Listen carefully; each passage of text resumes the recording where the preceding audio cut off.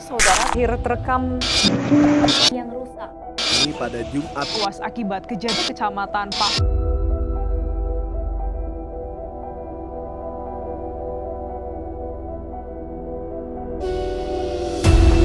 Pencarian korban longsor demikian, pencarian dilakukan. Dua kapal tersebut terakhir terekam di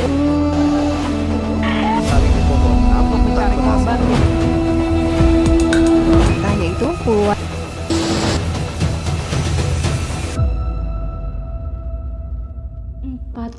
dua Wira Ananta Rudira. Begitulah dalam motonya. Tokoh dikdaya dalam samudra.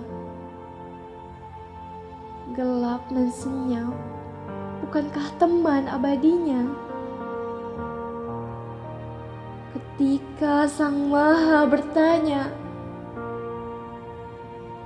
akankah tabah terus ada jika ia memutus masanya?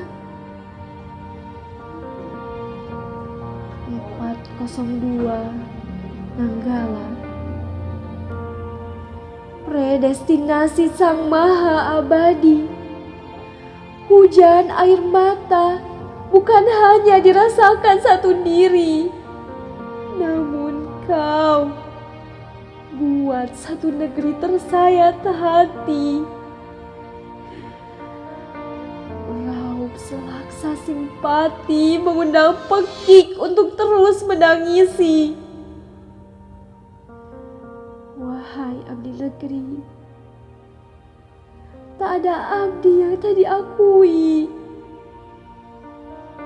Sertai pada dekapan ilahi. Selamat berpatroli abadi, karena harap akan terus terucap. Semoga purna mengantarmu pada gapura nirwana. Assalamualaikum warahmatullahi wabarakatuh. Perkenalkan, nama saya Suhanda dari Lombok Timur, Nusa Tenggara Barat. Kurang lebih kalau dari Bandara Internasional Lombok atau dari sirkuit Mandalika, dari sana sekitar kurang lebih 2 jam sampai Lombok Timur. Jadi gini Ustaz, mau nanya, apakah ada kaitannya kemaksiatan dengan bencana alam yang sering kita saksikan banyak terjadi di mana-mana, atau dengan kata lain, apakah perilaku manusia ada hubungannya atau ada kaitannya dengan bencana yang terjadi? Sekian Ustaz. Assalamualaikum warahmatullahi wabarakatuh. Alhamdulillahirabbil alamin wa bihi nasta'inu ala umuri dunya waddin. Asyhadu an la ilaha illallah wahdahu la syarikalah wa asyhadu anna Muhammadan abduhu wa rasuluhu la nabiyya ba'dah. Amma ba'du. Pertanyaan yang datang dari Bapak Suhanda dari Lombok Timur, Nusa Tenggara Barat. Sebenarnya ini adalah pertanyaan yang sering disampaikan oleh banyak orang. Mudah-mudahan dalam kesempatan kali ini saya bisa berbagi sedikit ilmu, mudah-mudahan bisa bermanfaat. Berkaitan dengan musibah, apakah ada korelasinya dengan dosa? Dengan kata lain, apakah dosa itu bisa menyebabkan musibah? Yang pertama kali tentu harus dipahami bahwasanya term atau istilah musibah dalam agama ini sebagaimana disebutkan oleh para ulama, dia berarti kullu ma yusibul insana min khairin aw syarrin. Setiap peristiwa yang menimpa, yang terjadi kepada manusia, baik itu yang baik ataupun yang buruk. Jadi tidak hanya sekedar yang buruk, tetapi yang baik pun itu disebut dengan musibah. Walaupun memang konotasi ketika kita mendengar kata musibah itu maknanya segala hal yang buruk. Musibah dalam arti gempa bumi, kemudian banjir bandang, wabah penyakit, kecelakaan kapal, tenggelamnya perahu dan seterusnya.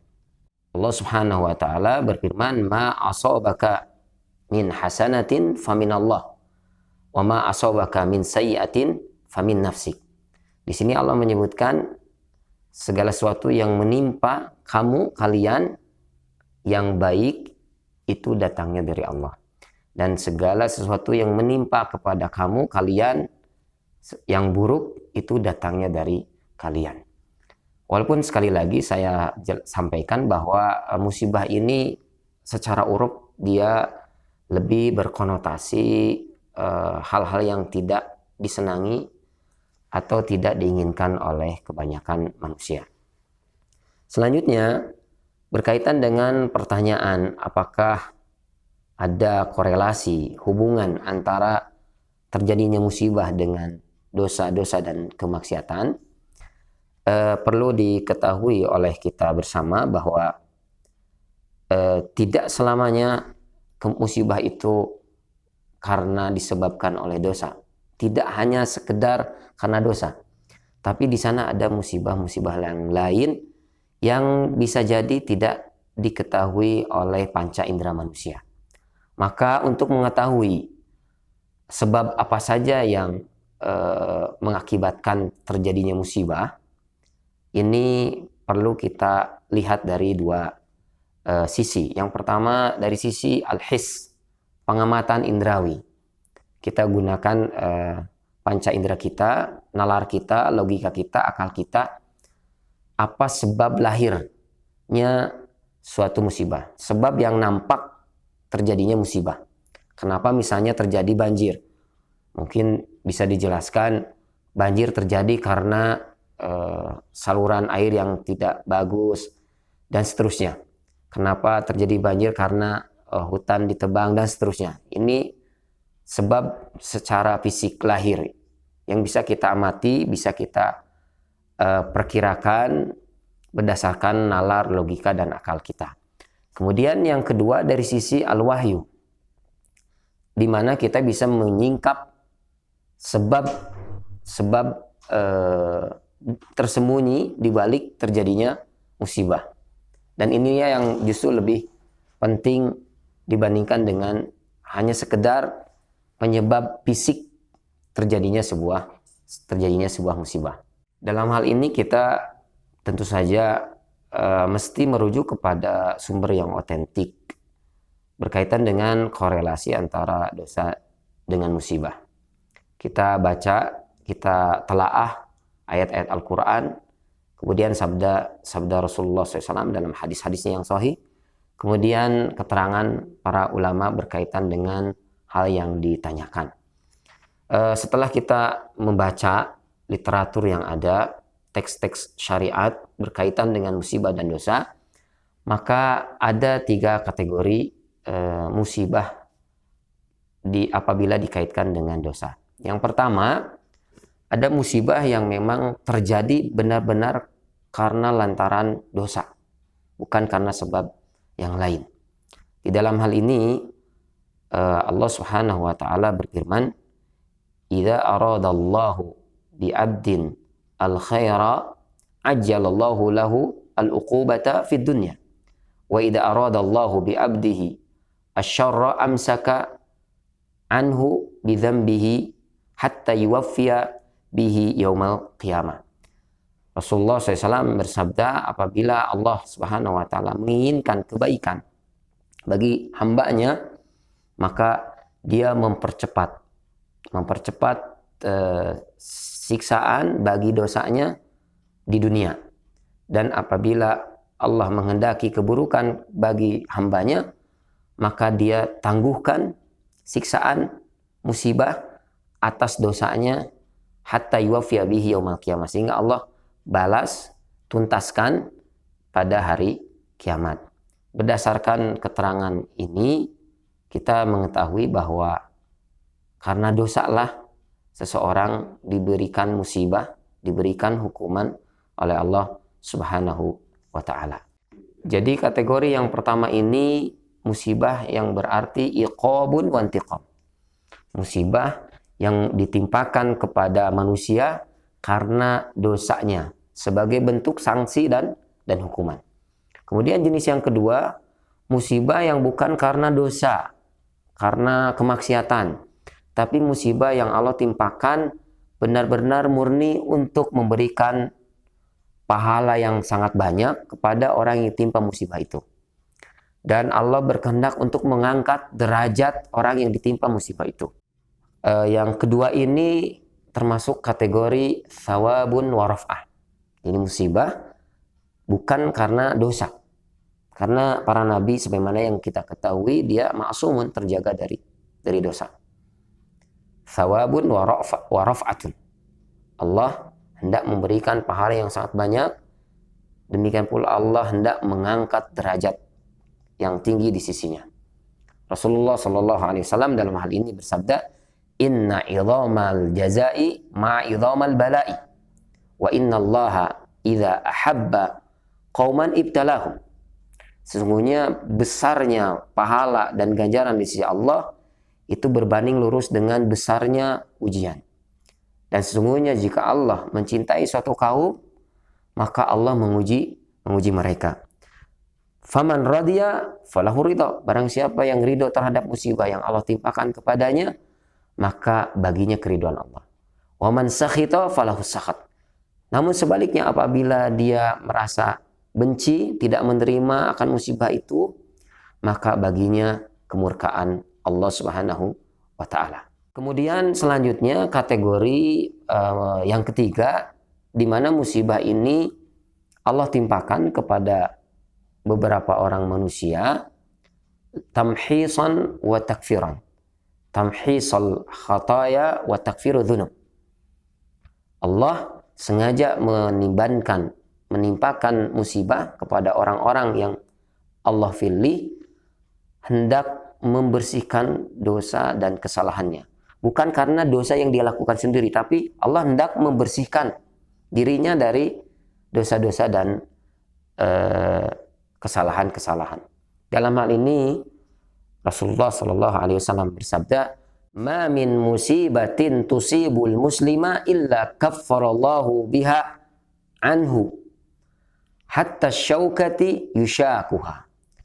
Tidaklah ada musibah yang menimpa seorang muslim kecuali Allah gugurkan dosa dan kesalahannya sampai musibah berupa duri yang dia injak. Berdasarkan hadis ini kita bisa mengetahui bahwasanya musibah itu terjadi karena Allah berkehendak untuk membersihkan orang yang tertimpa musibah. Di dalam keterangan yang lain, Jabir bin Abdullah pernah menceritakan kejadian di mana Rasulullah SAW pernah menengok seorang sahabiah. Ketika bertemu, Rasulullah SAW bertanya, "Malaki ya ummas sa'ibi?" Dalam riwayat yang lain, ummal musayyib tuzafzafin. Wahai Ummu Sa'ib atau Ummul Musayyib, ada apa gerangan sehingga engkau itu menggigil? Faqalat, maka Ummu Sa'ib ini menjawab, al-humma. Ya Rasulullah, saya menggigil ini karena saya lagi demam, lagi panas dingin. La barakallahu fiha. Lalu Ummu Sa'ib mengatakan, demam ini yang tidak Allah berkahi. Maka Rasulullah SAW bersabda, La tasubbi al-humma fa innaha tudhibu khataya bani Adam kama yudhibu al-kiru khabatha al-hadid. Wahai Ummu Sa'ib, engkau jangan mencela penyakit, engkau jangan mencela demam. Karena demam ini, dengan perantaraan demam, Allah menghilangkan dosa dan kesalahan Bani Adam. Sebagaimana peniup api bisa menghilangkan karat-karatnya besi. Dalam hal ini ulama menyebutkan kategori musibah yang ketiga ini sebagai tamhithud dunub wa takfiru al-khataya. Tidaklah Allah menimpakan sebuah musibah kecuali dalam hal ini Allah ingin membersihkan dosa-dosa orang yang tertimpa musibah itu. Jadi kesimpulannya, tidak benar kalau sekiranya musibah itu hanya terjadi karena dosa manusia saja. Benar, ada musibah yang memang Allah timpakan sebagai hukuman dan sanksi atas musibah itu. Kita simpulkan bahwasanya musibah itu ada 3. Yang pertama iqabun wa intiqamun. Benar-benar musibah itu ditimpakan, diberikan kepada orang karena perbuatan dosanya. Allah timpakan musibah itu sebagai sanksi dan hukuman yang disegerakan sebelum sanksi yang sebenarnya di akhirat. Kemudian yang kedua, musibah ditimpakan kepada orang yang Allah pilih, thawabun wa raf'ah. Allah ingin benar-benar memberikan pahala yang sangat banyak dan Allah ingin mengangkat derajatnya. Kemudian yang ketiga, tamhithun wa takfirun. Allah menimpakan musibah kepada orang-orang tertentu ini bukan karena dia berdosa, tapi karena dosanya itu, tapi karena Allah ingin membersihkan dosa sehingga dosa ini tidak dibawa ke akhirat sana. Ada kaidah yang sangat bagus dalam hal ini yang disampaikan oleh para ulama. Kullu uqubatin musibah. Wa laisa kullu musibatin uqubah. Setiap hukuman dan sanksi itu musibah. Tetapi tidak setiap musibah itu karena hukuman dan sanksi. Sebagaimana sudah kita ketahui bahwasanya musibah itu tidak hanya murni karena dosa dan kemaksiatan manusia. Perlu saya tambahkan di sini berkaitan dengan musibah karena murni sebab kemaksiatan dan dosa. Banyak sekali ayat-ayat Al-Quran ataupun hadis-hadis Rasulullah SAW yang mengaitkan musibah karena dosa dan kemaksiatan. Di antara sekian banyak ayat, bisa nanti dibuka ya di dalam Al-Quran, di antara ayat yang berbicara tentang musibah karena disebabkan dosa manusia, di antaranya surat Al-Ankabut ayat 40, di mana Allah Subhanahu wa taala berfirman, a'udzubillahi minasyaitonirrajim, fakullan akhadna bidzambi. Ini berbicara tentang orang-orang atau kelompok orang yang mendustakan ajaran-ajaran Rasul. Fakullan akhadna bidzambi. Setiap kelompok, setiap orang yang mendustakan Nabi, ajaran Rasul, maka kami siksa karena dosa-dosanya. Jadi di dalam ayat ini Allah berbicara jelas bahwa musibah yang ditimpakan oleh Allah karena hukuman dan sanksi dosa-dosa mereka. Kemudian di ayat selanjutnya disebutkan hukuman itu berupa hujan kerikil yang turun dari langit. Kemudian kami juga turunkan suara yang sangat keras yang memekakan telinga. Kemudian musibah yang ditimpakan kepada kaum yang mendustakan para nabi dan rasul itu, kami benamkan mereka di dalam bumi. Kemudian ada juga musibah dalam bentuk kami tenggelamkan di dasar lautan. Semua musibah yang menimpa mereka ini benar-benar karena dosa-dosa mereka. Itu surat Al-Ankabut ayat 40. Di dalam surat As-Surah ayat 30, Allah juga menjelaskan bentuk musibah yang disebabkan karena lantaran dosa. Allah Subhanahu wa taala berfirman, "Wa ma asabakum min musibatin bima kasabat aydikum wa ya'fu an katsir." Tidak ada musibah yang menimpa diri kalian kecuali karena dosa-dosa yang dilakukan oleh tangan-tangan kalian. Akan tetapi Allah mengampuni banyak dosa-dosa kalian. Sekiranya Allah tidak mengampuni, barangkali musibah ini akan lebih besar. Musibah yang akan ditimpakan oleh Allah mungkin lebih dahsyat. Dalam hal ini Imam Ibnu Jarir At-Tabari, Syekhul Mufassirin, dalam kitab tafsirnya menafsirkan surat Asy-Syura ayat 30 ini. Beliau mengatakan, fa innama yusibukum dzalika uqubatan minallahi lakum. Musibah yang ditimpakan itu benar-benar sebagai siksaan, sebagai hukuman, sebagai sanksi dari Allah Subhanahu wa taala kepada kalian. Kenapa? Bimajtarabtum minal athami fima bainakum wa baina rabbikum. Lantaran dosa-dosa yang kalian lakukan, dosa di antara kalian dengan Tuhan kalian dan dosa kalian dengan kalian. Itulah penjelasan yang disampaikan oleh Imam Ibnu Jarir At-Tabari berkaitan dengan ayat 30 surat Asy-Syura. Dan ayat yang sangat populer dan sering didengar oleh kita berkaitan dengan musibah yang disebabkan karena tangan-tangan manusia. Itu surat An-Nur ayat 31. A'udzubillahi minasyaitonirrajim. Dhaharal fasadu fil barri wal bahri bima kasabat aydin nas liyudhiqahum ba'da ma 'amilu la'allahum yarji'un. Telah nampak kerusakan di muka bumi, di lautan, di daratan karena tangan-tangan manusia. Agar Allah apa? Agar Allah merasakan akibat sebagian perbuatan mereka, la'allahum yarji'un. Agar tujuannya apa? Di antara tujuannya adalah agar mereka kembali kepada Allah Subhanahu wa taala. Itu di antara sekian banyak ayat-ayat yang menjelaskan tentang korelasi antara musibah dengan dosa. Demikian pula Nabi SAW dalam hadis-hadis yang sahih juga menjelaskan secara panjang lebar hubungan antara musibah dengan dosa. Korelasi yang sangat erat antara kemaksiatan dengan musibah yang terjadi di muka bumi. Di antaranya adalah hadis yang disampaikan oleh Ibnu Umar Ibnu Khattab radhiyallahu anhuma. Beliau menceritakan sabda Nabi Shallallahu Alaihi Wasallam di hadapan orang-orang muhajirin.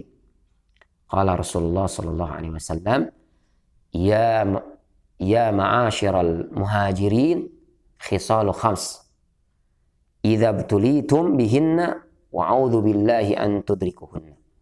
Wahai orang-orang muhajirin, ada 5 perkara yang apabila kalian tertimpa dengan 5 perkara itu, dan aku berlindung agar kalian tidak mendapati perkara itu, yang perkara ini bisa menyebabkan terjadinya musibah. Yang pertama, apabila zina sudah dilakukan terang-terangan.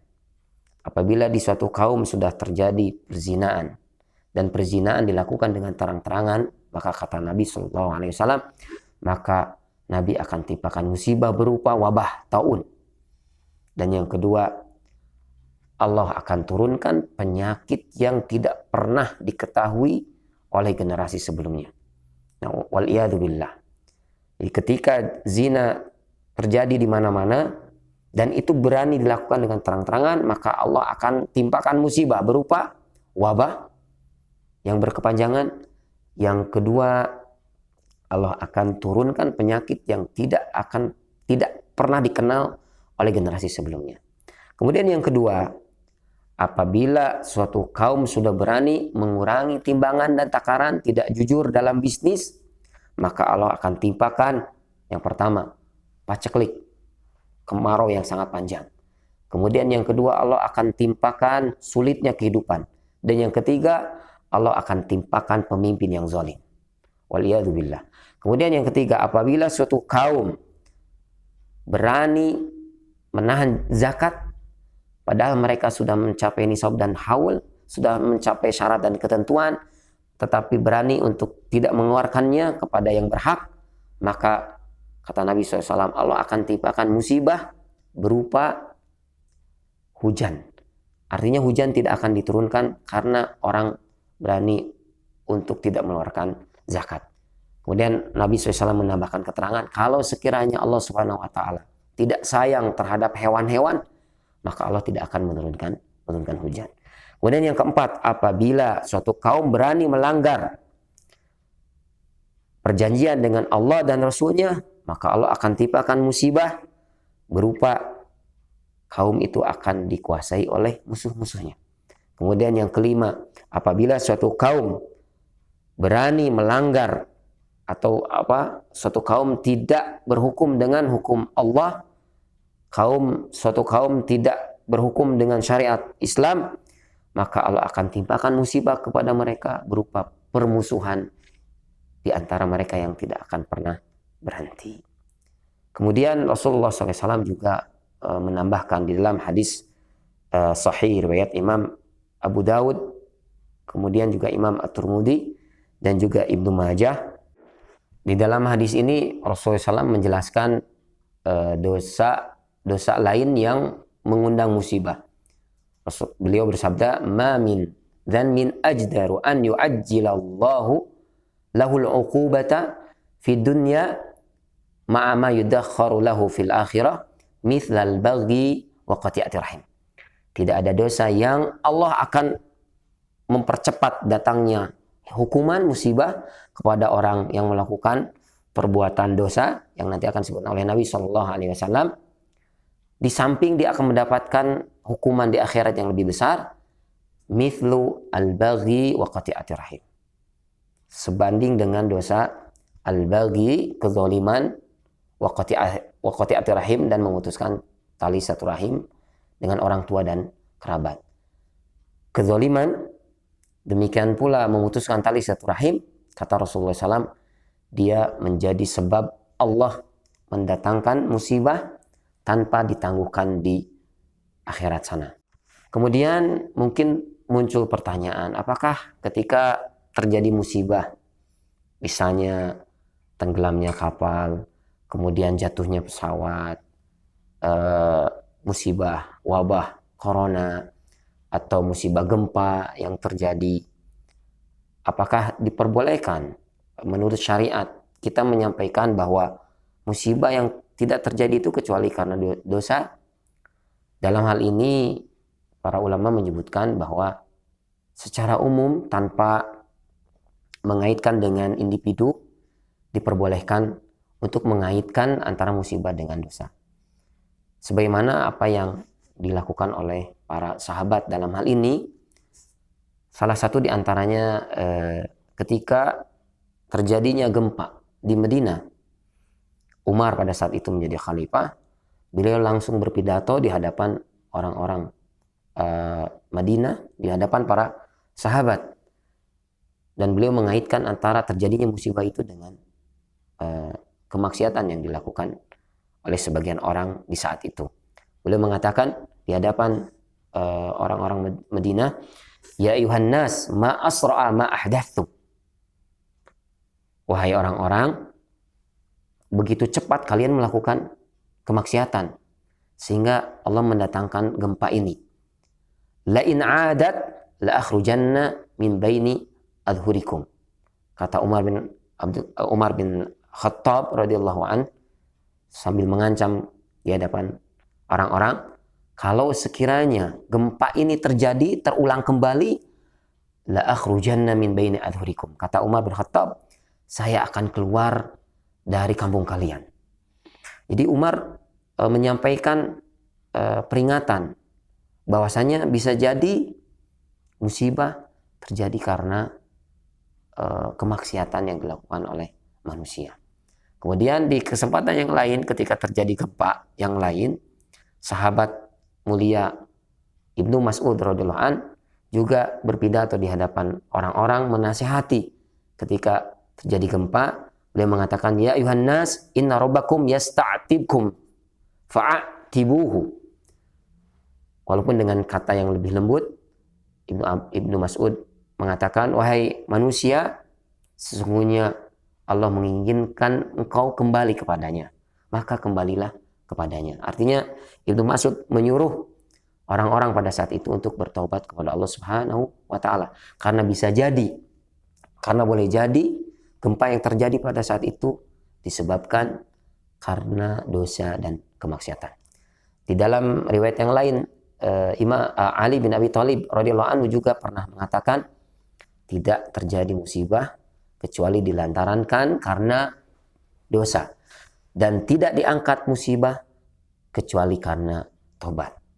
Jadi dalam hal ini ketika terjadi musibah, kita diperbolehkan untuk memberikan peringatan.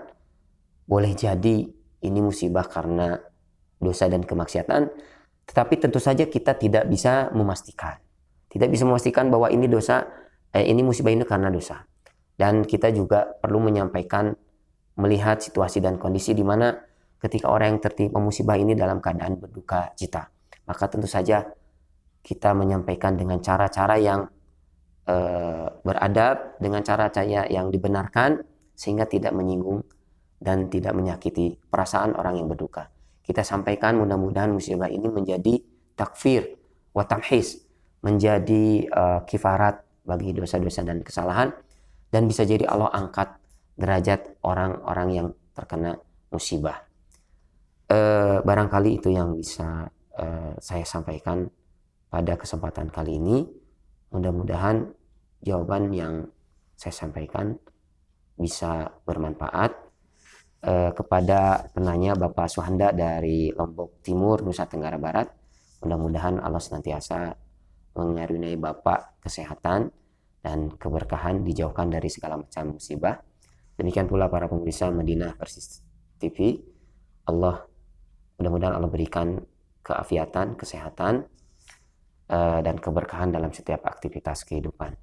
Dan terakhir, tidak lupa kita senantiasa berdoa kepada Allah Subhanahu wa taala agar dijauhkan dari segala macam mara bahaya dan musibah karena dosa-dosa dan kemaksiatan. Di dalam hadis sahih riwayat Imam Muslim yang diterima dari sahabat Ibnu Umar, beliau mengatakan, kana min du'ai Rasulullah sallallahu alaihi wasallam, di antara doa yang senantiasa dimintakan oleh Rasulullah sallallahu alaihi wasallam adalah Allahumma inni a'udzubika min zawali ni'matik wa tahawuli afiyatik wa fujaati niqmatik wa jami'i sakhatik. Ya Allah, aku berlindung kepada Engkau dihilangkan kenikmatan, dirubah kesehatan, dan aku berlindung kepada Engkau dari siksaan yang tiba-tiba, dan aku berlindung kepada Engkau dari semua kemurkaan Engkau. Mudah-mudahan setiap permintaan kita dikabulkan oleh Allah Subhanahu wa taala. Mohon maaf atas segala kekurangan. Aku qouli hadza wa astaghfirullaha li wa lakum. Wassalamualaikum warahmatullahi wabarakatuh.